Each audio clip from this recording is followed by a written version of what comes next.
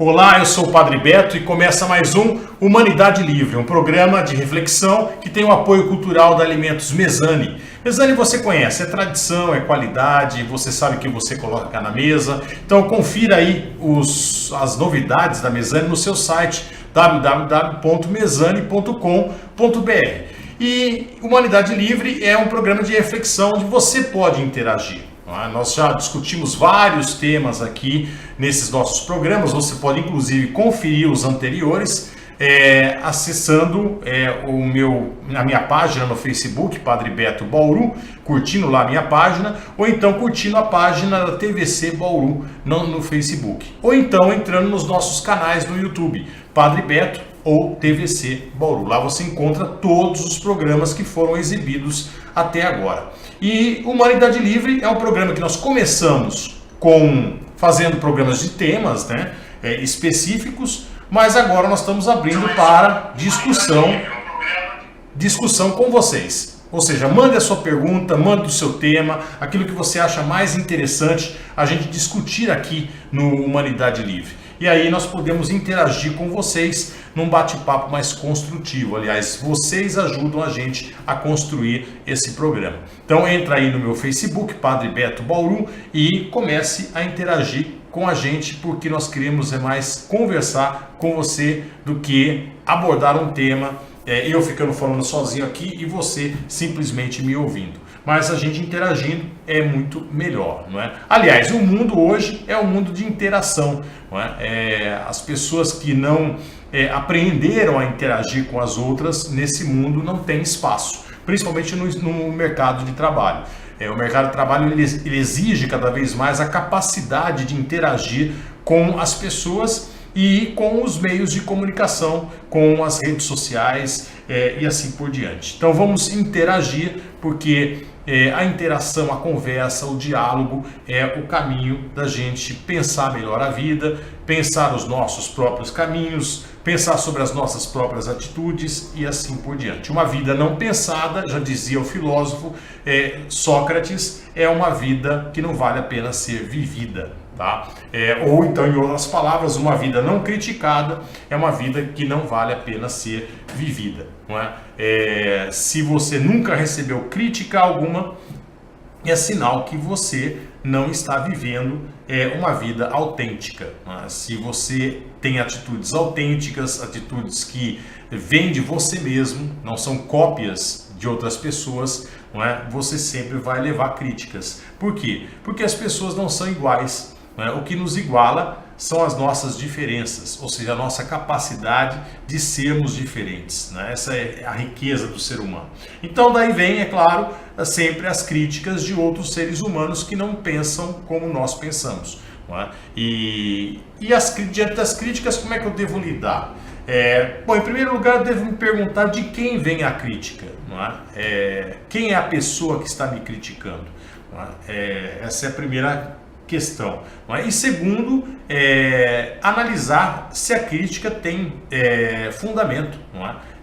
Se ela não tem fundamento, então ela não vale a pena. O Hilário Silva já participa aqui com a gente. Uma boa noite para você, Hilário.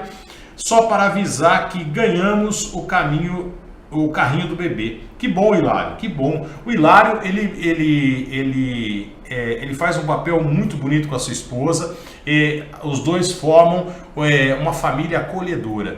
Então as crianças que são abandonadas, são entregues pela justiça, é claro, para o Hilário e sua esposa, e eles cuidam dessa criança até essa criança encontrar um lar definitivo. Então é um trabalho assim muito bonito, um trabalho de dedicação assim, de amor mesmo, de desprendimento também, porque eles passam um tempo com a criança, e isso é claro que leva um apego à criança, e depois eles têm que entregar essa criança para um lar que vai lhe dar um futuro bom, um futuro melhor, Então é um trabalho assim de muito amor mesmo ao próximo. Parabéns, Hilário, por esse trabalho lindo, e fico contente de você ter encontrado o carrinho do bebê, o Hilário e a Márcia, tá? Um beijo para vocês dois. Mozart Vieira Ribeiro, boa noite, ele é de Portugal, está acompanhando o nosso programa. A Cida Sala também nos acompanha, muito boa noite. O padre Alessandro De Luca, lá de Vicentina, Mato Grosso do Sul, também está nos assistindo. Só que eu espero as perguntas de vocês, não é? Os questionamentos ou então os temas que vocês acham mais interessantes a gente abordar aqui no Humanidade Livre, para que a gente possa aproveitar o tempo, né? A gente estava refletindo sobre críticas, né? Claro que eu preciso saber de quem vem a crítica, se essa pessoa tem competência, né, para fazer uma crítica, se ela conhece a minha história, se ela conhece o porquê da minha atitude criticada ou da minha fala criticada, não é? Então eu preciso analisar a pessoa. E segundo o fundamento, não é? Se essa crítica não tem outros interesses, né, a não ser a própria crítica mesmo. Padre Mazuki Moraes, boa noite para você também. Vamos falar sobre a teologia da prosperidade. Vale a pena difundir esse tipo de teologia? Olha, Mazuki, claro que não, né? A teologia da prosperidade é uma teologia que prega que quanto mais rico eu fico, não é? Mais eu estou próximo de Deus, ou mais eu estou na graça de Deus, e quanto mais pobre eu estou, mais eu estou longe da graça de Deus. Então aquele irmão que vai ao culto, vai à missa de ônibus, ele ainda não teria fé suficiente para estar em sintonia com Deus. E aquele irmão que vai de BMW ou de Mercedes para o culto ou para a missa, ele estaria próximo de Deus ou nas graças de Deus, não é? Deus, em primeiro lugar, não faz distinção de pessoas. Deus está aberto a todas as pessoas. Por isso que nós chamamos a sua presença de graça, porque ela é realmente de graça. Ela não cobra nada de ninguém, não é? Ninguém precisa dar dinheiro à igreja nenhuma para se aproximar de Deus. Aliás, ninguém precisa ir à igreja para se aproximar de Deus. Eu posso me aproximar de Deus em casa, e eu me aproximo de Deus através do ritmo da minha vida, através do meu caminhar na vida. Quanto mais eu vivo cada dia me posicionando a favor dos injustiçados, sendo uma pessoa que ama verdadeiramente o seu próximo, sendo uma pessoa que vai contra a hipocrisia da sociedade, sendo uma pessoa que vai a favor da verdade, não é? Eu estou próximo de Deus. Ou seja, viver um pouco o que o Cristo viveu, não é? Ser uma pessoa ética, verdadeira, transparente e cheia de amor para dar.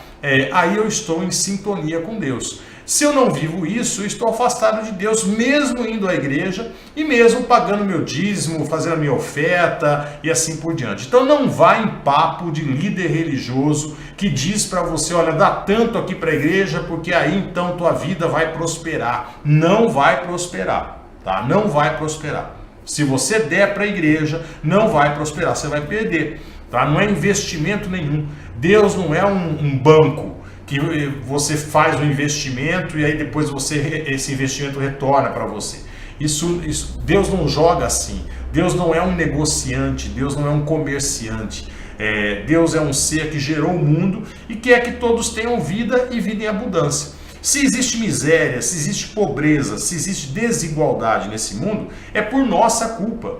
Nós que construímos uma estrutura injusta e que não dá possibilidades para todos, não é? E que não oferece a base mínima para que todos possam lutar com as suas próprias pernas, não é? Então, não vá em onda de líder religioso que vai prometer prosperidade para você, porque isso não existe, tá?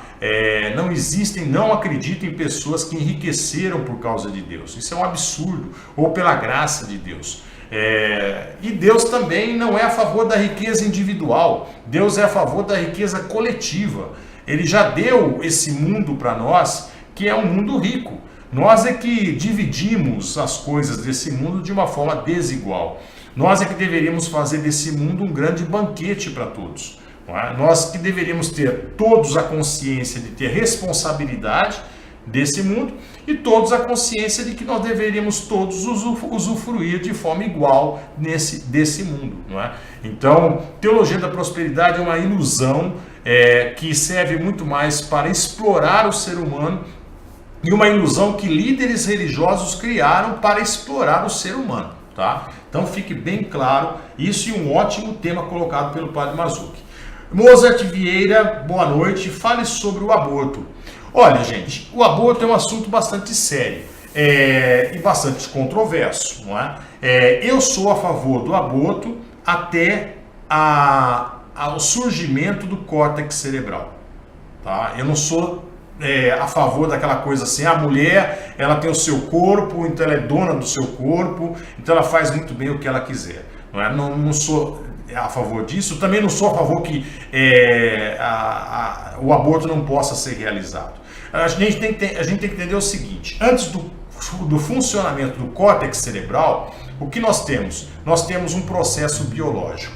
Então, antes do funcionamento do córtex cerebral, nós temos vida, nós temos vida humana, mas nós não temos uma pessoa humana.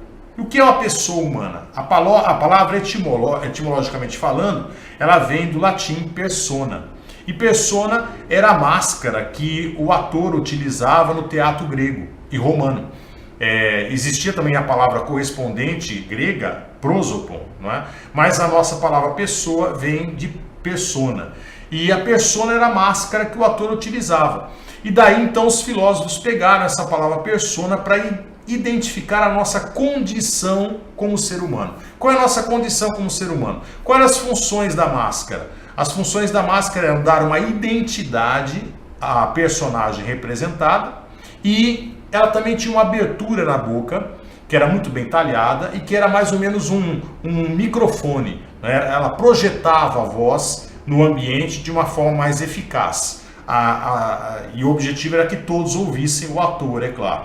Então a máscara tinha essas duas funções: dar a identidade da pessoa e projetar melhor a voz da pessoa, não é? E essas duas funções, não é, representam o que a condição de pessoa é.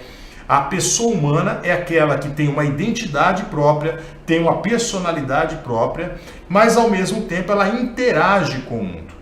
E isso surge quando? Quando o nosso córtex cerebral começa a funcionar, quando o nosso cérebro começa a funcionar. Então, antes disso, o que nós temos? Nós temos vida? Temos. Temos vida humana? Temos. Mas nós não temos uma pessoa humana. Nós temos um processo biológico vivo, não é? Que está em andamento. Então eu posso interromper esse processo biológico, se ele não é interessante, se ele não é legal, se não é bom, tá? Tanto é que a nossa justiça deu avanço, né? Permitindo o aborto das crianças anencefálicas. Não é? Por quê? Porque elas não têm cérebro, portanto elas não têm a condição de pessoa humana. E a gente pode fazer um comparativo aqui. Quando que a pessoa humana desaparece? Quando que a pessoa humana deixa de existir nessa existência? Quando a morte acontece? Não é com a parada cardíaca, mas é com a parada cerebral, né? Então, com a parada cerebral é que eu tenho, então, a morte constatada da pessoa humana. E aí, então, eu tenho um organismo depois da morte, e esse organismo está vivo? Tá. Esse organismo vai entrar em estado de putrefação. Por quê? Porque ele está vivo. Ele é um organismo humano vivo. Não é? Por isso que o corpo é tratado com todo o respeito.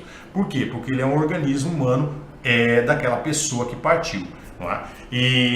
Mas o fato é que a pessoa termina, né, a sua existência aqui quando o córtex cerebral para de funcionar, quando o cérebro para de funcionar.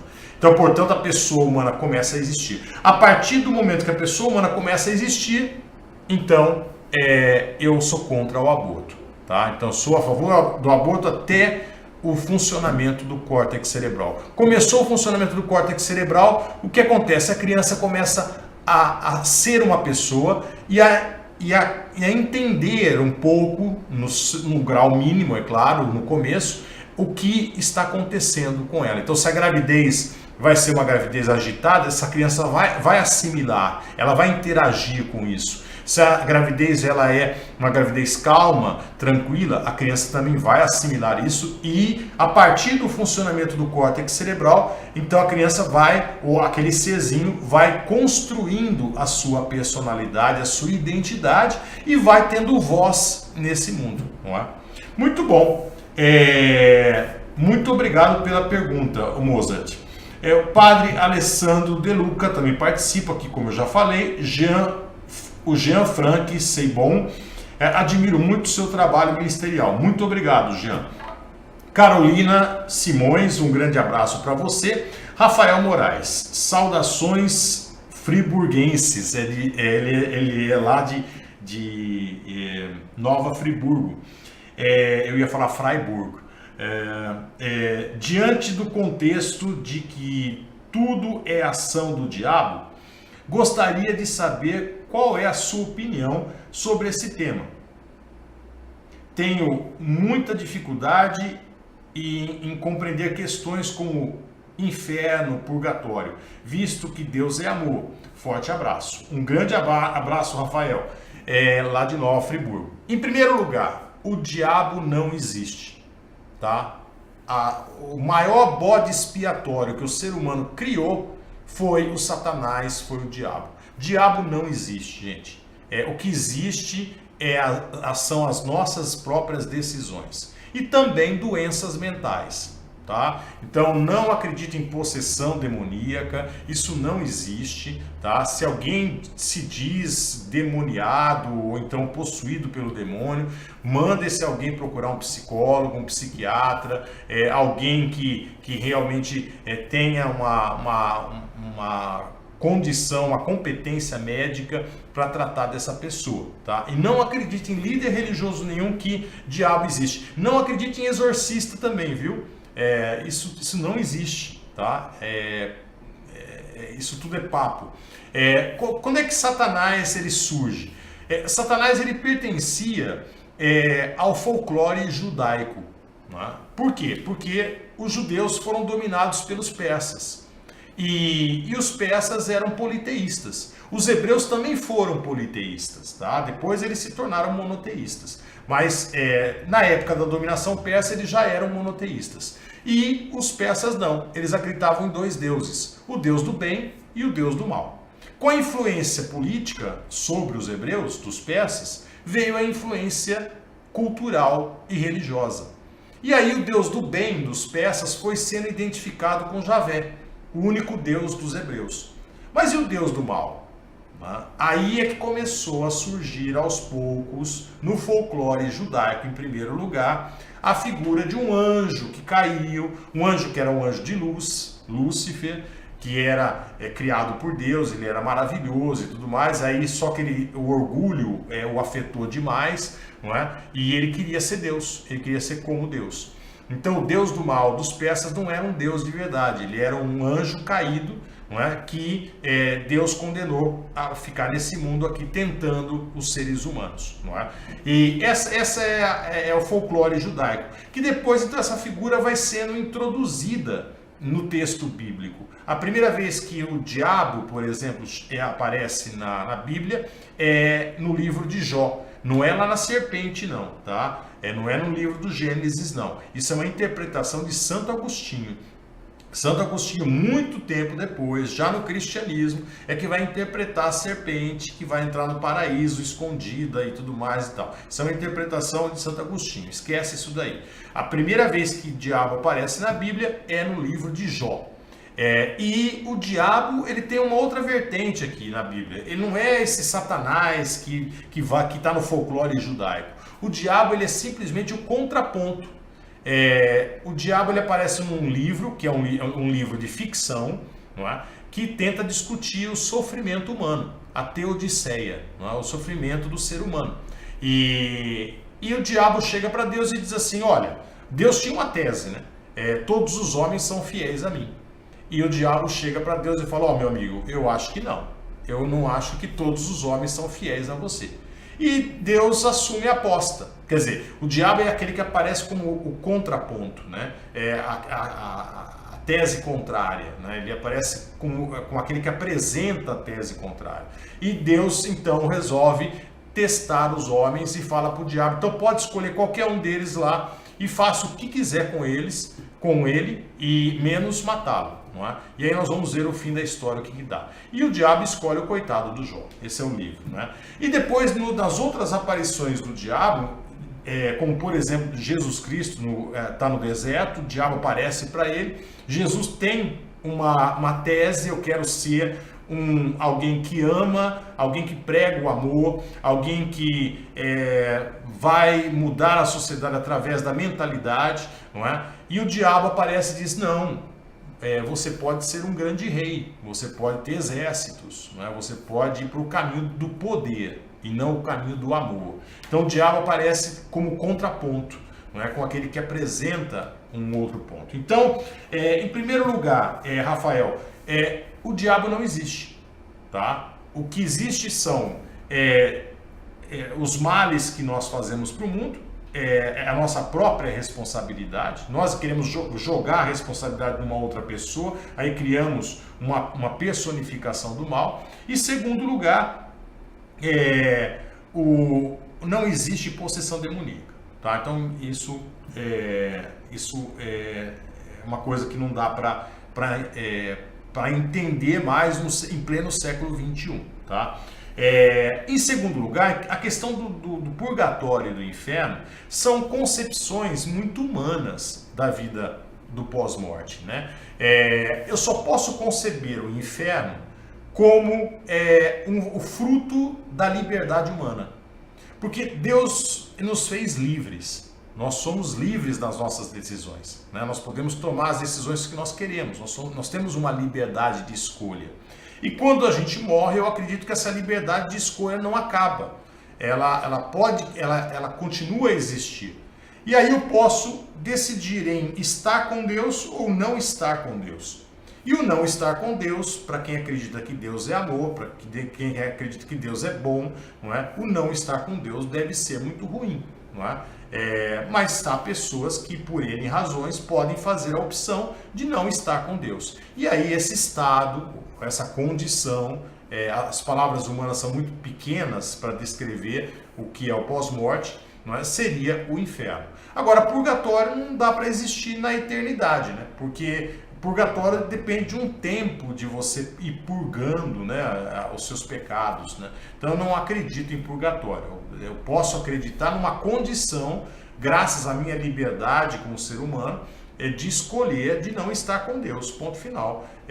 Quero estar em qualquer outro lugar, menos num lugar onde Deus está, não é? Então, daí poderia existir o inferno. Mas aquela coisa de você vai para o inferno, Satanás vai ficar te castigando eternamente, pode esquecer que isso não existe. Isso foi mais uma criação humana para também criar um freio no ser humano. Não é? As religiões, ao invés de amadurecerem o ser humano, elas acabam infantilizando o ser humano, tratando o ser humano como crianças. Não é? Nós temos que aprender que nós temos responsabilidades diante do mundo e nós temos que agir bem diante desse mundo, por vontade própria e não por medo do castigo. A criação de Satanás e do inferno foi para que a gente tivesse medo do castigo. E aí então o que acontece? Aí o bem que nós fazemos, então ele fica equivocado. Não é? Esse é o grande dilema da ética. Se você vê na antiguidade, não existe essa concepção, tá, de castigo, né, no final da nossa vida. E as pessoas eram éticas, procuravam ser boas porque queriam ser boas. Porque elas viam a vida como uma obra de arte. E essa obra de arte ela tem que ser bonita. Tá? Então, com a chegada do cristianismo no Ocidente, vem essa concepção do livre-arbítrio, né? Que se você fizer o bem, você vai para o céu, se você fizer o mal, você vai para o inferno. Não é? Isso foi uma estratégia de colocar um cabresto no ser humano. Só que a ética aqui ficou equivocada.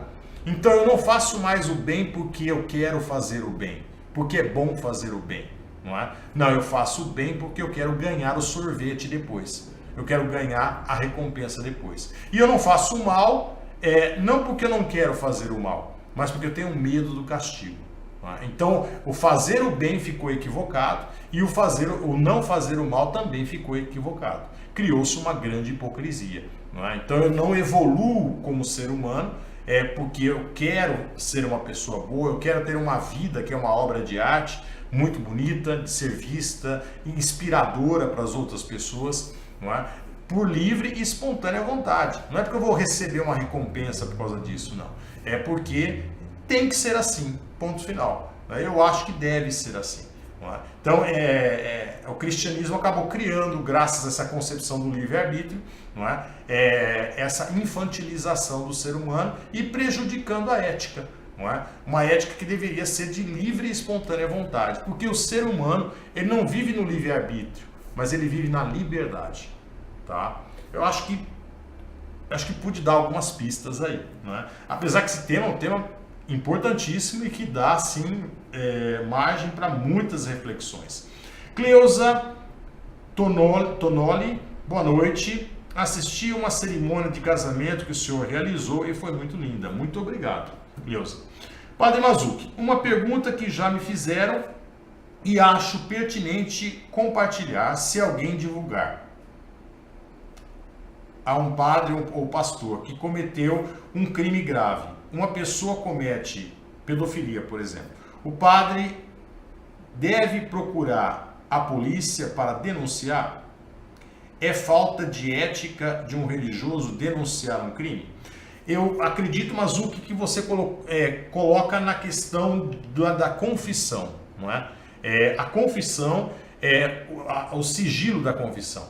A quebra do sigilo da confissão é crime, tá? Inclusive crime que é previsto no Código Penal brasileiro, tá? Então, se eu não estou enganado, posso estar enganado, mas o advogado, o padre, o líder religioso, e tem mais uma profissão, acho que é o médico. São 3 profissões, se eu não estou enganado. Mas uma delas é o líder religioso. Se ele quebrar o sigilo da confissão, ele vai ser processado. Ele pode ser processado por isso é crime. Agora, vamos supor que eu sou um padre da Igreja Católica, tenho o sigilo da confissão e de repente alguém vem e me confessa um crime continuado. Não é alguém matou alguém, é um crime que já passou, não é? Mas um crime continuado. O que é um crime continuado? É um crime que ainda está sendo feito, como por exemplo um abuso sexual de uma criança, não é? O que eu devo fazer? Né? Eu não preciso simplesmente denunciar, não é? Eu tenho outros meios para fazer com que a polícia saiba disso, não é? Então, eu acho que o líder religioso tem essa missão, sim. Ele tem a missão de orientar a pessoa que está ali se confessando e tem a missão de fazer com que essa situação chegue ao conhecimento das autoridades para que esse crime não continue a ser feito. Não é? Eu acho que o líder religioso tem essa missão, sim. Eu não acho que ele tem que ficar simplesmente isento, não. Porque a partir do momento que ele ouve essa confissão, ele já está sabendo do fato e aí então a responsabilidade é dele também, né? Mas uma ótima pergunta. Aliás, tem um filme que se chama O Padre.